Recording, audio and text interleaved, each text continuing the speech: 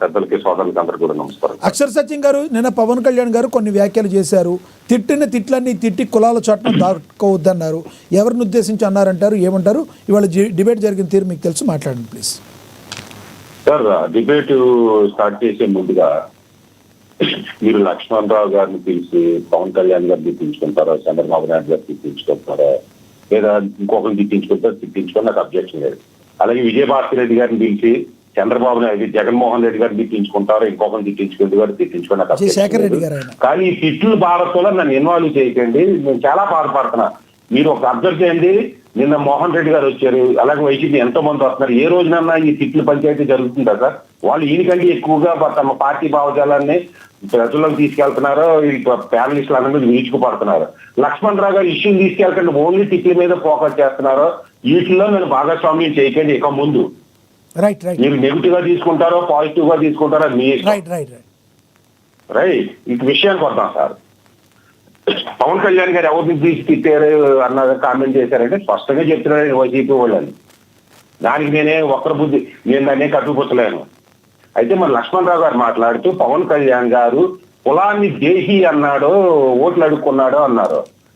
Right. నాకు తెలుసున్నంత వరకు చెప్తా. మరి నేను తెలియకుండా లక్ష్మణ్ రావు గారు మాత్రమే వినేటట్టు అంటే, ఎందుకంటే లక్ష్మణ్ రావు గారు ఆయన పార్టీలో ఉన్నాడు కాబట్టి వాళ్ళిద్దరు ఎప్పుడైనా 1-to-1 మాట్లాడుకునేటప్పుడు మా కాపును దేహి అని అన్నాడో లేదో నాకు తెలియదు. పబ్లిక్ గా అందరు విన్న మాట పవన్ కళ్యాణ్ అన్నది ఏంటంటే, అతను ఈ రోజు కూడా కులం దగ్గర జాయిన్ అవ్వట్లే. ఆయన పార్టీ 2014 నుంచి పార్టీ పెట్టినప్పటి నుంచి ఈ రోజు కూడా ఒక కుల సంఘ నాయకుడితో కలుస్తూ లేడు. ఆయన సామాన్యుని అందరినీ కలుస్తున్నాడు.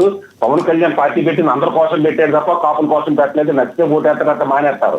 పవన్ కళ్యాణ్ కాపులు పెద్దలను పోషించమనండి అని ఎందుకన్నాడంటే, కాపులు ప్రస్తావించాడంటే ఈ కాపులందరూ కూడా మన విజయభాస్కర్ రెడ్డి గారు పాపం నిన్నటి నుంచి కూడా చెప్పడానికి ట్రై చేస్తున్నారో మీరు తప్పుదారి పట్టింటున్నారు. పాపం ఒక పార్టీ పక్కన తెలుగుదేశం కాబట్టి దాని లిమిట్స్ లో దాన్ని చెప్పగలరు.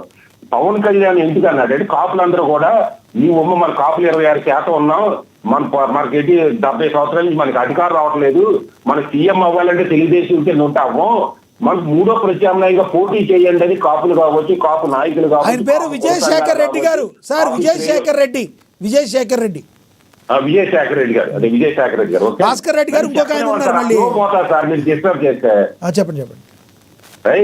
అంటున్నారు కాబట్టి ఆయన అన్నది ఏంటంటే, బాబు రాష్ట్రంలో 2 పార్టీలు బలమైన సామాజిక వర్గాలు వాళ్ళిద్దరి మీద ఒకే స్థాయిలో పోటీ చేసే దమ్ము నాకు లేదు, మనకు లేదు.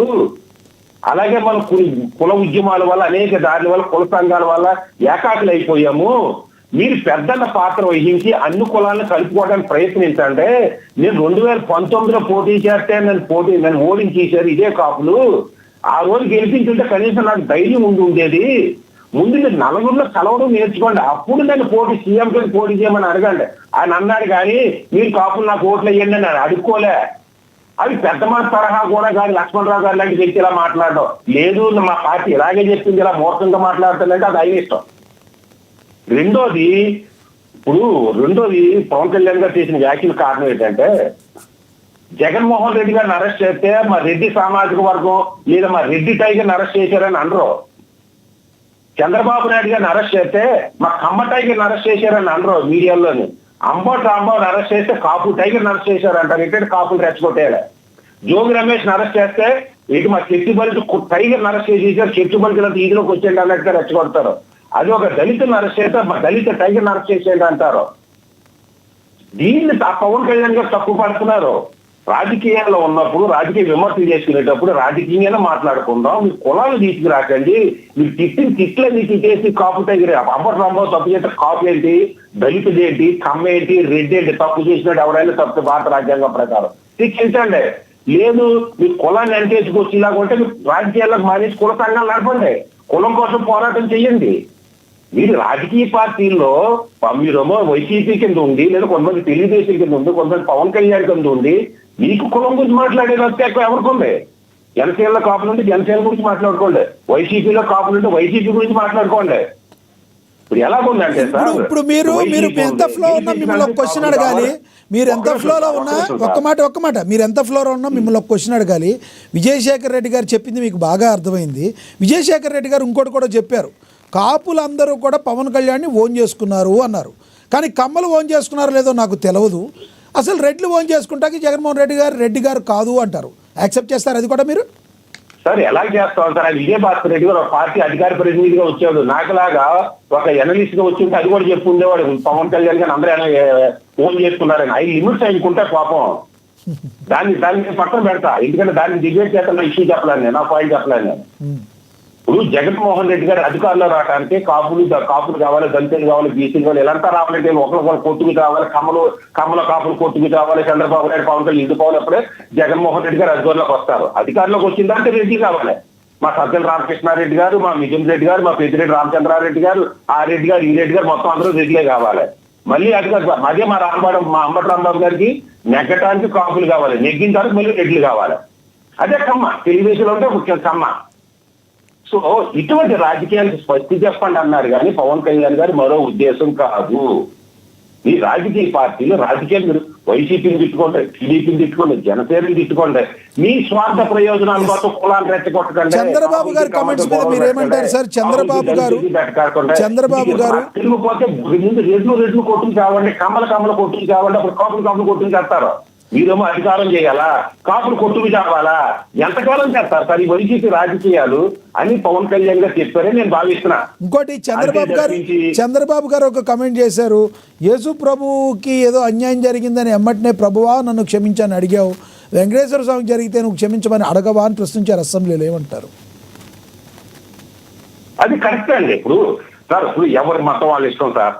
క్రిస్టియన్ సీఎం అవ్వకూడదు అనేది లేదు, హిందూ సీఎం అవ్వకూడదు లేదు, ముస్లిం అయినా సీఎం అవ్వచ్చు, తప్పులే. అలాగే నా మతాన్ని నేను హిందువుని కాబట్టి నేను గౌరవించుకోవచ్చు. ఒక సీఎం అయిన తర్వాత అన్ని మతాలని సమానంగా చూడాలి. జగన్మోహన్ రెడ్డి గారైనా చంద్రబాబు నాయుడు గారు అన్నానే, నీ మదరో నువ్వు చదివేది బైబిల్ బతుకు తిరిగి యేసుప్రభు క్షమాపణ కోరినప్పుడు వెంకటేశ్వర స్వామి తప్పు అయిపోయింది, తప్పు అయితే అయ్యి ఉండొచ్చు, క్షమించాలంటే ఏం పోయిందండి? నష్టాలు వచ్చేసిందా? జగన్మోహన్ రెడ్డి గారు సీఎం అయ్యే ముందు అతను ఎవరో విశాఖపట్నం స్వామి అందరిలో కాషాయం బట్టలు వేసుకుని ఏదో మునిగి నదిలో 3 సార్లు మునిగి ప్రక్షాళన చేసుకుని హిందూ మతం అన్నట్టు ఇంప్రెషన్ చేశారు కదా. మరి పూజ చేయడానికి మొన్న ఎక్కడో చూశాను వీడియోలో, ఏదో పూజ చేస్తూ ప్రసాద్ అయితే 3 సార్లు తీర్థం తీసుకుంటారు కదా, 3 కిలో పార్కు తీసాడు ఆయన. నేను అనేది నేను ముస్లిం, నేను క్రిస్టియన్నే, నేను హిందూ పూజలు చేయడంలో తప్పు. ఇప్పుడు నేను ఉంది సార్, నేను హిందూని, ముస్లిం మతం పూజలు చేయడం ఇష్టం ఉండదు, మరి ముస్లింలు అగౌరవపరచను. అట్లాగే చెప్పండి డైరెక్ట్ గా, తప్పు లేదంట, నటించొద్దంట. సో హిందువులు కానీ, ముస్లింలు కానీ, క్రిస్టియన్స్ కానీ మీ మతాన్ని గౌరవించుకోండి, పూజించుకోండి, తప్పులే. మీ ఓట్ల రాజకీయాల కోసం మతాలను నటించొద్దంట. రైట్ మీ అభిప్రాయం వాడుకోకుండా మీ అభిప్రాయం అర్థమైంది. మీరు కంక్లూడ్ చేద్దరు కానీ జరిగిందంటే జరిగితే జరిగి ఉండొచ్చు. ఒక రాష్ట్ర ముఖ్యమంత్రిగా తిరుపతి దేవస్థానంలో కల్తీ జరిగిందో లేదో నాకు తెలియాల్సిన అవసరం కూడా లేదు. మీరు విచారణ చెప్పండి, ఎంక్వైరీ చేసుకోండి, తప్పులుంటే తప్పు చేసిన శిక్షించండి అని జగన్మోహన్ రెడ్డి గారు ఒక ముఖ్యమంత్రి ఉందాకరంగా మాట్లాడి ఉంటుంటే ఇవాళ రాద్ధాంతం లేదు. ఆ శిక్ష నిరూపణ అయ్యేటప్పుడు, శిక్ష పడేటప్పుడు వాళ్ళ మనవలు కూడా పుట్టిన తర్వాత కూడా శిక్షలు కంపెనీలతో ఇప్పుడున్న కోర్టు హిస్టరీ చూస్తుంటే నెత్తిని తీసుకుని చేసి నేలం తీసి నెత్తుకు పంపుకుంటారు జగన్మోహన్ రెడ్డి గారు అనుభవించారంటే. రైట్, మీ అభిప్రాయం అర్థమైంది. కంక్లూడ్ చేద్దరు కానీ అందుబాటులో ఉండండి. యశ్వంత్ గారు నమస్తే అండి. యశ్వంత్ గారు నమస్కారం. అలాగే యశ్వంత్ గారు, నిన్న పవన్ కళ్యాణ్ గారు అసెంబ్లీలో చేసిన వ్యాఖ్యలను ఏ కోణంలో చూస్తారు? మాట్లాడండి ప్లీజ్. సార్, ముందుగా పవన్ కళ్యాణ్ గారు 3 పాయింట్స్ ని మెయిన్ గా మాట్లాడారు.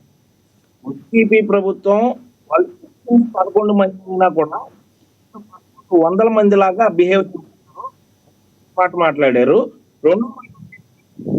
ఏది మాట్లాడి అది ఈ 2 అంటే ఎలా ప్రవర్తిస్తున్నారంటే మాట్లాడినా కూడా